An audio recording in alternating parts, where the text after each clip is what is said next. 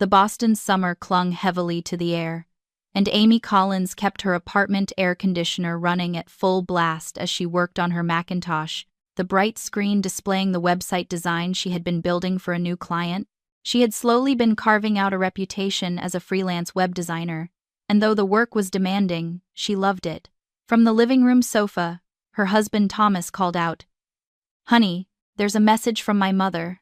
Amy's shoulders tensed instinctively. Communications from her mother-in-law, Patricia Collins, rarely meant anything good. Without taking her eyes off the monitor, she asked, "What does she say?" Thomas checked his phone and replied, "She's asking if we'd like to have dinner at her place next Sunday. She wants to celebrate your birthday." Amy took a slow breath. Patricia always behaved politely on the surface, but something beneath her words carried a chill.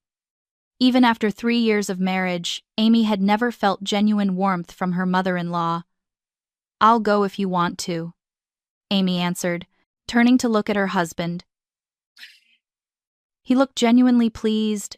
Thomas, a financial analyst with sharp instincts at work, became strangely blind when it came to his family, especially his mother. "Wonderful. Mom has really started to accept you lately," he said with a bright smile. "She even told me the other day that you've become a good wife." Amy returned his smile, though doubt twisted faintly in her chest. It was rare, almost unnatural for Patricia to say anything nice about her. Since their wedding day, Patricia had looked at her as though she were the woman who had stolen her son. "Is Vanessa coming too?" Amy asked, referring to Thomas's sister.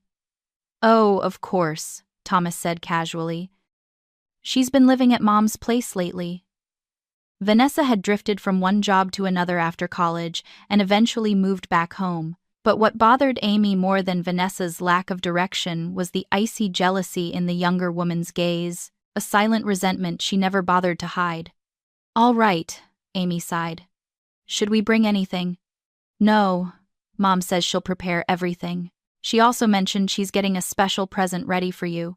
His voice sounded so hopeful that Amy forced a smile despite the memories that surfaced, like last Christmas when Patricia gave her a sweater 3 sizes too small, or the Easter before that when she baked a nut-filled cake despite knowing Amy had allergies. Patricia always had an excuse ready. "Oh, I didn't know." Later that evening, while Amy prepared dinner, Thomas wrapped his arms around her from behind and asked gently, "What are you thinking about?" "Your mother," she answered honestly. His expression darkened. "Are we starting this again, Amy? Mom just wants to get along with you." Amy bit back the urge to argue. They had circled this conversation too many times. To Thomas, Patricia was the perfect mother. If a problem existed, it had to be on Amy's side. "I'm sorry," she murmured. "I'm just tired." He kissed her forehead, forgiving her, but she still sensed a thin layer of disappointment in his eyes. Over the past 3 years, tension had gradually seeped into their relationship. At the beginning of their marriage, Thomas had instinctively shielded her from his mother's overbearing presence, but as time passed, he had been slowly pulled back into the gravitational pull of his original family. On the weekend before her birthday, Amy met her friend Jessica at a cafe while Thomas went golfing. "You're going to your mother-in-law's again?" Jessica asked with raised brows. "Didn't she say last time that your cooking had too much salt and she was worried about Thomas's health?" Amy gave a dry smile. "Yes, but Thomas cares about family. It means everything to him. Aren't you his family?" Jessica shot back. She squeezed Amy's hand.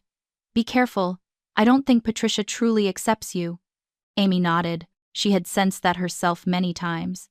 Every visit was filled with Patricia's polite but cutting remarks and Vanessa's cold stares. Still, she endured it because she loved Thomas. The day before her birthday, Thomas kissed her gently and promised, "Tomorrow will be a wonderful day." Though she hoped he was right, a quiet warning lingered in her chest. The next morning dawned bright and clear, and while Amy prepared breakfast, the intercom rang, announcing a refrigerated delivery. She opened the door to find a package addressed from Patricia Collins. "Thomas, something arrived from your mother," she called. He emerged from the bathroom, drying his hair. "Must be a birthday present. Let's open it." Inside was a sleek black box embossed with gold lettering. Chateau Chocolatier, the most luxurious chocolate shop in Boston. Wow! Mom's being generous, Thomas said, impressed. Inside the box were beautifully arranged chocolates with a handwritten note, specially selected just for you. Amy smiled, but unease curled through her. Still, seeing Thomas's excitement, she kept her doubts to herself. All day, Amy buried herself in her web design work, trying to ignore the uneasy feeling that lingered in her chest. In the evening, Thomas came home early and cheerfully prepared a birthday dinner for her, insisting on doing everything himself. They enjoyed a peaceful meal together, sharing wine while Thomas toasted, "Happy birthday, my love, I'll be with you forever." Afterward, while he cleaned the kitchen, he spotted the chocolate box sitting on the table. "How about some dessert?" he called. Amy, feeling full and tired, shook her head. "I'll have one tomorrow." But Thomas had already popped one into his mouth. "These are incredible," he said, reaching for another. Amy only laughed. "Save some for me, okay?" She went to take a shower, leaving Thomas in the living room watching TV. He continued eating the chocolates absent-mindedly, one after another, his hand returning to the box until it was empty. The next morning, when Amy woke, Thomas was already up, reading something while drinking coffee. "Good morning, birthday girl," he teased. "That ended yesterday," she said, smiling, wanting to finally try the chocolates. She walked into the living room only to stop short at the sight of the empty box. "Thomas, did you eat them all?" His apologetic nod made her sigh. "Sorry, I didn't realize. They were just too good." She was disappointed but shrugged it off. Just then, her phone rang. The caller ID displayed, Patricia Collins. "Hello, Patricia," Amy answered. Patricia's voice was unusually bright. "Good morning, Amy. Yesterday was your birthday, wasn't it? Congratulations." "Thank you." "And yes, the chocolates arrived." "Oh, good," Patricia replied, sounding pleased. "How did they taste?" "I chose something special." "Well," Amy laughed awkwardly, "Thomas ate them all. He said they were delicious." Silence, then Patricia's trembling voice. He ate all of them." Something in that tone made Amy's skin prickle. "Yes, all of them." "I see," Patricia whispered, hoarse. The call ended abruptly. Amy frowned, confusion twisting inside her just as Thomas's phone rang. He answered, but quickly pressed a hand to his forehead, sweating. Moments later, he rushed to the bathroom and began vomiting violently. "Amy, call an ambulance!" he gasped. Panicked, Amy dialed 911. Thomas's condition deteriorated rapidly. His face grew gray, his skin drenched in cold sweat. As the ambulance sirens neared, his phone rang again. "Mom?" Amy didn't answer. Something felt wrong, very wrong. Paramedics arrived and began treating Thomas immediately. "Severe dehydration," one said. "We need an IV." "Now." On the way to the hospital, Amy held Thomas's trembling hand, whispering, "It's okay, Thomas. We're almost there." At the hospital, Thomas was taken straight to emergency treatment. Amy filled out paperwork with shaking hands, glancing at her phone to see multiple missed calls from Patricia. Soon after, Patricia and Vanessa arrived at the hospital in a panic. Patricia rushed to the desk, nearly hysterical. "Where is my son?" Amy approached them. "He's being treated. They're running tests." At the mention of Thomas feeling ill after eating the chocolates, Patricia and Vanessa exchanged pale, terrified looks. Before Amy could question it, a doctor entered the waiting area. "Mrs. Collins," he said, addressing Amy, "your husband's test results show symptoms of severe food poisoning, but there's an unusually strong reaction. We're running further tests." "Did he eat anything unusual?" Amy recalled the chocolates. "He ate gourmet chocolates last night." "The box is at home? We'll need that packaging," the doctor said. Vanessa abruptly volunteered to go retrieve it. Amy gave her the apartment address, though unease gnawed at her. 2 hours passed before Vanessa returned, empty-handed. "I couldn't find it," she said. "Maybe someone threw it away." Amy frowned. "It was on the table." Before she could question further, a detective arrived at the hospital. We detected specific toxins in Thomas Collins's system, he announced. We need to investigate. Amy felt her blood run cold. Toxins, not ordinary food poisoning. She explained the chocolates from Patricia. The detective turned to Patricia. Where did you purchase them? Chateau Chocolatier, she whispered. Face drained of all color. This is a misunderstanding. Is there any remaining chocolate? The detective asked. Amy pointed at Vanessa. She went to retrieve the box. Vanessa shifted uneasily. It wasn't there. The detective eyed her carefully. We will search the apartment. Amy handed over her keys. Minutes later, the detective returned. We recovered the box from your trash sent for analysis, and we found another box in the trunk of Miss Vanessa Collins's car. Vanessa jumped from her seat, but an officer held her in place. The detective said coldly, Patricia Collins and Vanessa Collins, you are being detained for questioning on suspicion of attempted murder. Amy stood frozen. Patricia and Vanessa stared at her with fear and hatred. Why? Amy whispered. Patricia's eyes hardened. We won't give Thomas to someone like you. Amy's world tilted. All along, it hadn't been her imagination. It had been real, deadly real. The cold, fluorescent lights of the hospital corridor flickered softly as Amy sat alone on a hard plastic chair, hands trembling around a lukewarm cup of coffee. Hours had passed since Patricia and Vanessa were taken away by police, and Thomas was finally stable in the intensive care unit. Doctors reassured her that he was beyond the most dangerous point, but her heart still throbbed with fear. As she stared numbly at the blank wall, memories began to swirl small illnesses she'd suffered after meals at Patricia's house. The unexplained nausea, the headaches, she had written them off as stress. But now, with the truth emerging like a nightmare blooming in daylight, everything felt different. Her phone buzzed. It was Jessica. Amy, I saw on the news that Thomas was taken to the hospital. Are you okay? Amy explained everything in a shaky voice. Jessica, who worked at a law firm, instantly became serious. Amy, this is attempted murder. You need to be extremely careful. What are the police saying? They've detained Patricia and Vanessa, Amy replied. They found traces of arsenic in the chocolates. Jessica inhaled sharply. I'm coming now. Until I get there, don't talk to anyone else. An hour later, Jessica arrived, her expression a mixture of worry and determination. She sat beside Amy, speaking calmly but firmly. Think carefully, Amy. Has Patricia ever given you food or drink just for you? Slowly, Amy nodded as memories resurfaced like ghosts rising from dark water. After our wedding, she poured wine only for me. I got so sick I couldn't attend the photo session. And at Christmas, she gave me a special box of cookies. I was bedridden for 3 days. Jessica wrote quickly in her notebook. Anything else? Any paperwork? Any financial ties? Amy thought harder, her pulse quickening.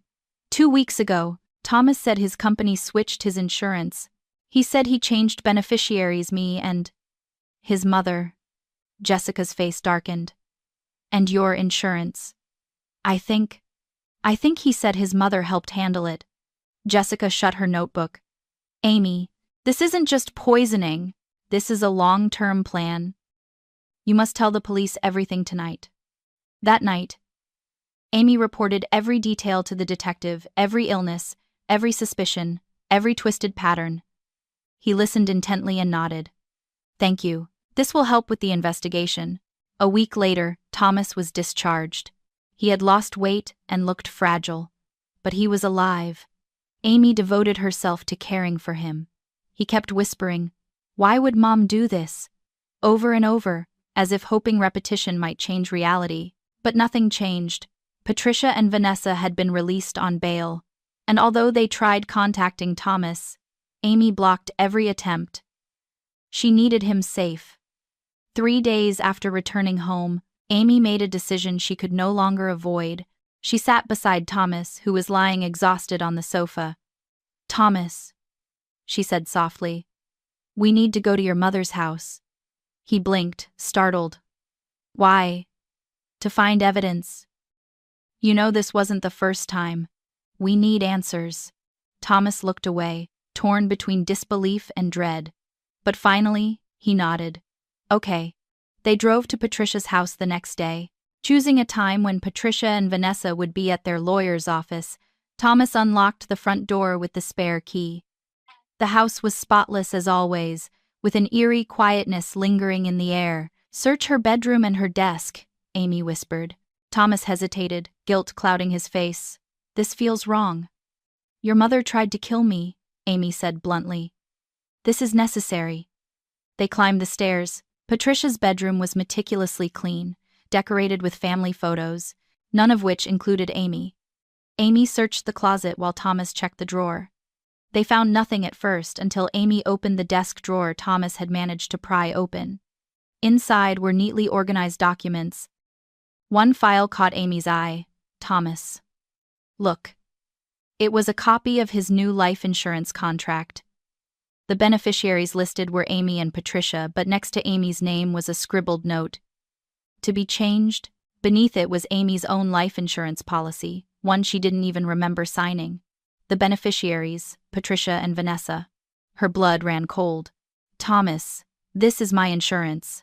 When did you get this? Mom said she'd handle the paperwork." He whispered, horrified. Amy's hands shook as she dug further. Under the dresser, she found a small wooden box. Inside were photographs of her, each pierced with needles, and small glass bottles labeled with herbs and powders. Thomas paled. Amy then opened Patricia's laptop, trying her usual password.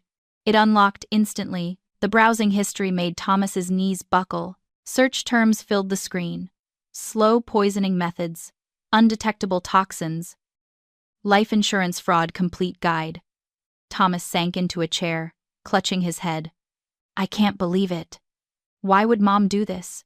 Suddenly, the front door opened. "What are you doing?" Vanessa stood in the doorway of the bedroom, face draining of color. Amy stepped forward. "We're collecting evidence." Vanessa's expression darkened. "You have no right. You tried to kill me," Amy said sharply. Vanessa froze, panic rising. Thomas looked at her with grief-filled eyes. "Vanessa, why?" Vanessa laughed bitterly. "Because everything fell apart after you married her. Mom never planned to accept her. We needed your assets, your insurance. Amy was supposed to die first." Thomas stared at his sister, heartbroken. "Get out," he whispered. "I never want to see you again." Vanessa's face twisted. "This isn't over." As she stormed out, Thomas's phone rang. He answered, listened, and looked at Amy with a stunned expression. "Mom," confessed everything. Amy's world swayed. The nightmare was now undeniable fact. Autumn sunlight spilled across the marble steps of the courthouse as Amy and Thomas stepped outside, fingers interlocked, their breaths releasing in slow, heavy waves. After months of investigations, interrogations, medical reports, and courtroom battles, the final verdict had been delivered. Patricia Collins, once composed and aristocratic in every gesture, had been sentenced to 5 years in prison for assault and conspiracy, after the evidence proved she had repeatedly administered poison to Amy and meticulously prepared the deadly chocolates intended to kill her. Vanessa Collins, who had broken down during her own testimony, received a 3-year suspended sentence after claiming she had acted under her mother's manipulation and emotional control. Amy knew that parts of Vanessa's words were true. She had always lived in Patricia's shadow, but that did not erase the harm she had caused. "It's over," Amy whispered. As if trying to convince herself, Thomas gently pulled her against him. "Yes," he murmured, though his voice carried sadness rather than relief. "We can finally move forward." They walked to the car parked along the quiet courthouse street. Thomas started the engine and began driving toward Connecticut, where they had chosen to build a new life far away from the shadows of Boston. The small town offered fresh air, open streets, and the promise of a gentler future. For Thomas, leaving Boston meant resigning from his high-pressure financial firm. He had applied for a lower-stress job in a small local company.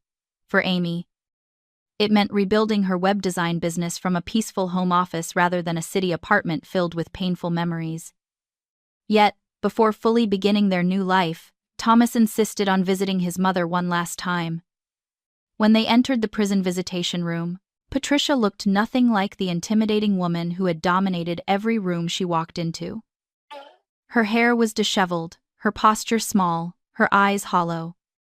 She brightened momentarily at the sight of Thomas, then froze when she noticed his expression, one of cold disappointment and lingering heartbreak. When she turned to Amy, she whispered an apology, but her eyes revealed no true remorse, only fear of consequences. Amy said nothing. Forgiveness was not something she could offer, not now. Perhaps not ever. A few days later, a handwritten letter arrived from Vanessa. In it, she wrote, "I want to rebuild my life away from my mother's control. I know you may never forgive me, but I needed you to know I'm trying to become someone better." Amy read the letter only once and placed it in a drawer. She felt no anger, only a distant, numb sadness. Some wounds were simply too deep to mend quickly. When they finally arrived in Connecticut, the modest house they had chosen greeted them with warm light filtering through its windows. It was smaller than what they'd had in Boston, but it felt open, peaceful, and full of possibility. As they moved their belongings inside, Thomas asked, "What should we do first?" Amy looked around the bright living room and smiled softly. "I want to start thinking about the interior design, make this house ours, something new, something safe. And I need to get ready for my new job," Thomas added. "Lower salary. But I think it'll be good for us." That evening, as they settled onto their new sofa, Amy turned to Thomas with a trembling but happy expression. "There's something I need to tell you." Thomas looked at her, puzzled. "What is it?" She took his hand and placed it gently on her stomach. "We're going to be a family of 3. His eyes widened, filling instantly with tears of joy. "Are you serious?" he whispered. "When?" "In 6 months," she said, her voice soft but steady. "I confirmed it with a test." Thomas pulled her into his arms, as if afraid she might disappear. In that moment, the pain of the past months seemed to fade into the background, replaced by something fragile but luminous, hope. That night, under the gentle glow of the moonlight seeping through their bedroom window, Amy lay beside Thomas, their fingers intertwined. "I'm so glad I met you," she whispered. "Not eating those chocolates, that was the luckiest decision of my life." Thomas let out a soft, bittersweet laugh. "And me eating them all saved you," he murmured. "Maybe the universe was protecting us." In the soft quiet of their new home, wrapped in each other's warmth, they looked ahead to a future shaped not by fear but by the life growing within them. A future built from survival, courage, and a second chance at happiness. It was the beginning of a gentle, quiet joy born from the ashes of hardship.